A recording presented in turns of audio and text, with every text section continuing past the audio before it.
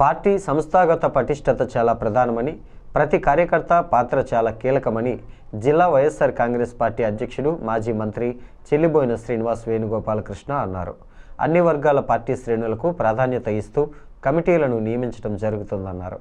YSR Congress party జిల్లా అధ్యక్షుడు, Rajahmundry rural నియోజకవర్గ ఇన్ఛార్జ్ చెల్లిబోయిన వేణుగోపాలకృష్ణ అధ్యక్షతన వైఎస్ఆర్ కాంగ్రెస్ పార్టీ జిల్లా కార్యాలయం బొమ్మూరులో పార్టీ సంస్థాగత నిర్మాణం సమావేశం జరిగింది. సమావేశానికి ముఖ్య అతిథులుగా వేణుగోపాలకృష్ణ, వైసీపీ యువజన విభాగం రాష్ట్ర అధ్యక్షుడు జక్కంపూడి రాజా, రాజమండ్రి పార్లమెంటరీ నియోజకవర్గం YCP incharge doctor Guduri Srinivas, తూర్పుగోదావరి జిల్లా పరిశీలకుడు తిప్పల గురుమూర్తిరెడ్డి, సీనియర్ నాయకులు ఆకుల వీర్రాజు, యాదల సతీష్, చంద్ర, స్టాలిన్, సక్కా శ్రీనగేష్, గొందేసి శ్రీనివాసులు రెడ్డి తదితరులు హాజరయ్యారు. ప్రజలకు ఇచ్చిన హామీలను పక్కన పెట్టి వైఎస్ఆర్సీపీపై కక్ష సాధింపుకే కూటమి ప్రభుత్వం పరిమితమైందని విమర్శించారు.